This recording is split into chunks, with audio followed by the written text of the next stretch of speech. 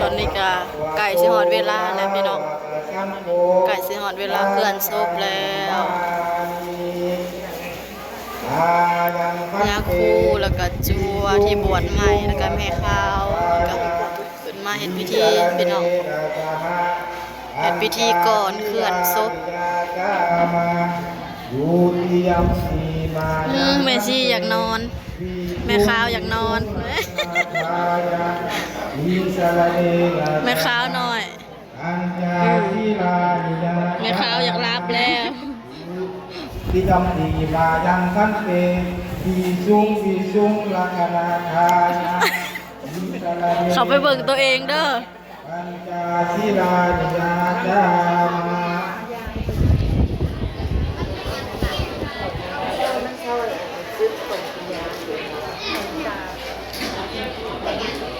พี่น้องตอนนี้เราก็เตรียมออกมาสิไปถาลัดขายน้ำไปก่อน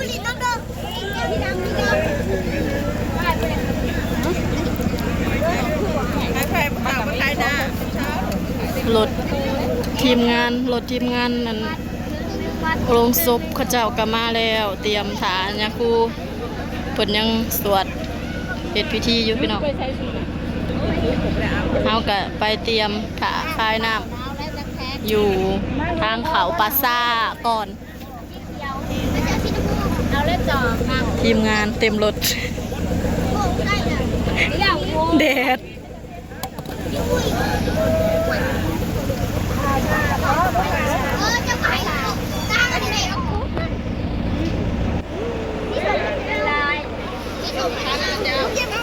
โทษเลยได้เอ็ดเขาเจ้าหิวกัน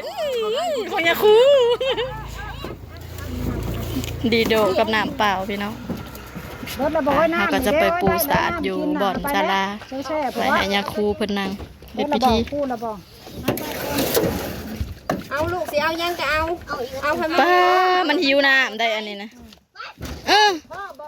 พ่อแล้วมาเอาให้มันโอ้จะเป็นชาชุกกะขี่รถมาเนาะ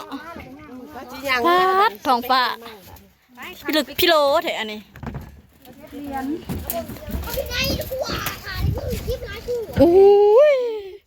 กันลูกเฮาบ่ไหลไปโรงเรียนกับลูกเฮาและผู้หนึ่งอยู่ในนี่ถ่ายอยู่ไสถ่ายอยู่นี่กระถ่ายอยู่นี่แล้วแดดพี่น้องแ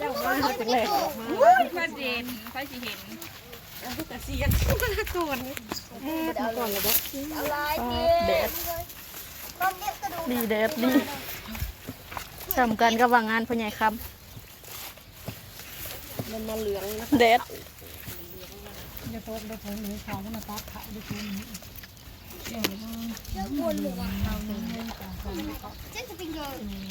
วี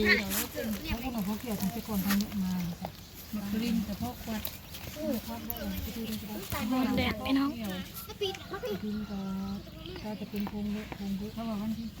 เราก็ออกมาทาคายน้ำ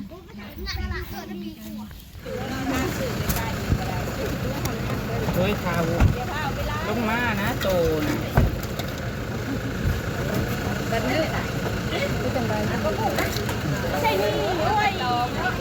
เอากระโตน่ะตักว่าเอาหมดเลย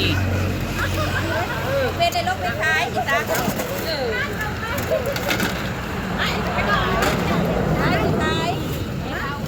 เอากระโตกล้องอันนี้จิตาห่วยคือหายแท้ตี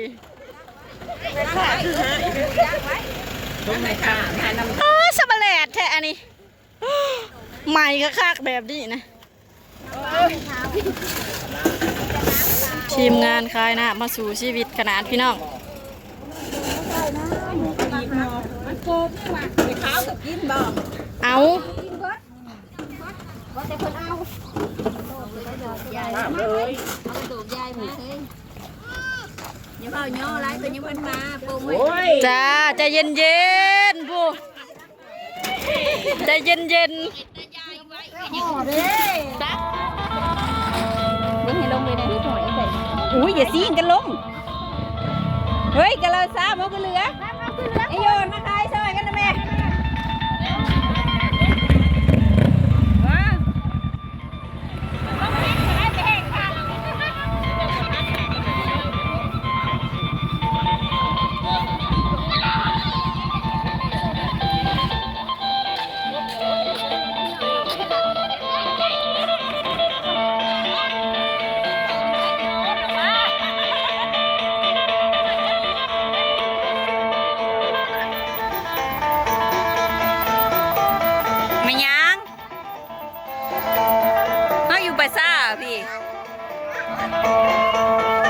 ฮ็ดหยัง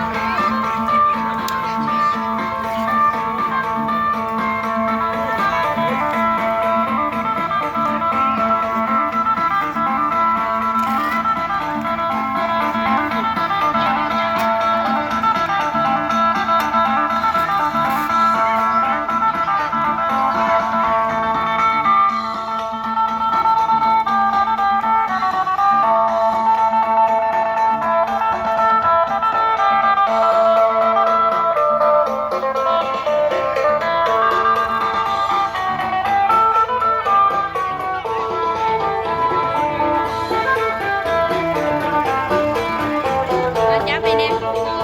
จับไปเอาหน้าไปก็เจ้ากัน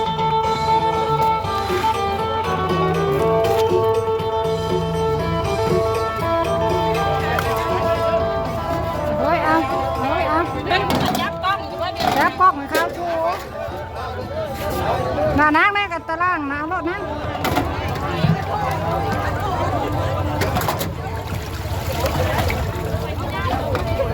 เอาเป็นวัดชนะ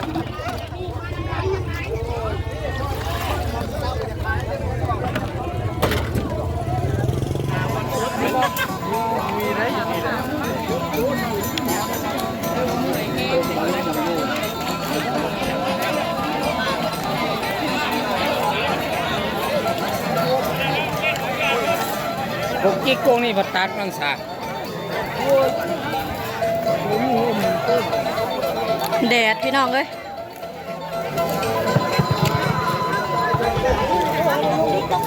แดดก็แดด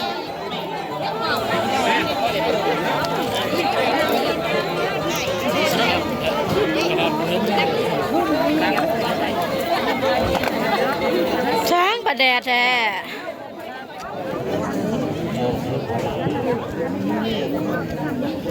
ได้หายเช้าเลย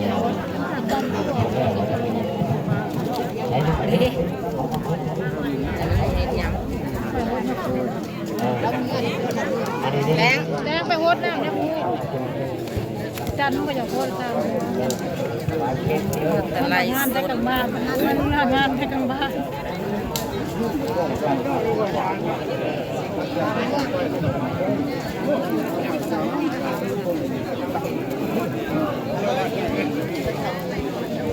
ลูกยืนโลดเงาออกมาเลย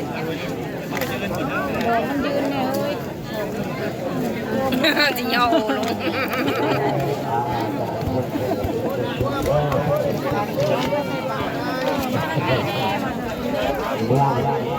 พอเพื่อนเรื่องนาข้างจงคุณโยนหรือของเก่งโยนในโลกาทุกอย่างนะครับจะดับขัดขาหายคนจะนี่เดี๋ยวนี้ที่ว่ามือที่ว่าหน้าที่นี่เป็นคนสั่งที่ว่าเน่าขาดเชื่อขาดเคยนอกขาดลูกขาดทั่วขาดญาติวิธีนอกขาดลูกขาดเนี่ยนั่งเป็นอันนี้เป็นใจใส่บ้างคนเป็นใจ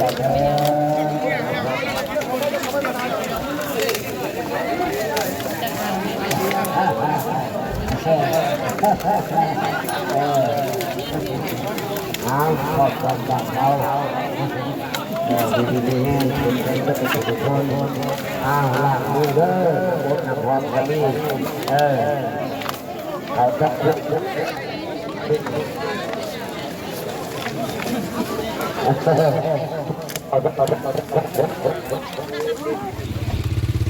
อนนี้เราก็ออกมาแต่ภาษาเลยพี่น้องเสร็จสิ้นพิธีเนาะ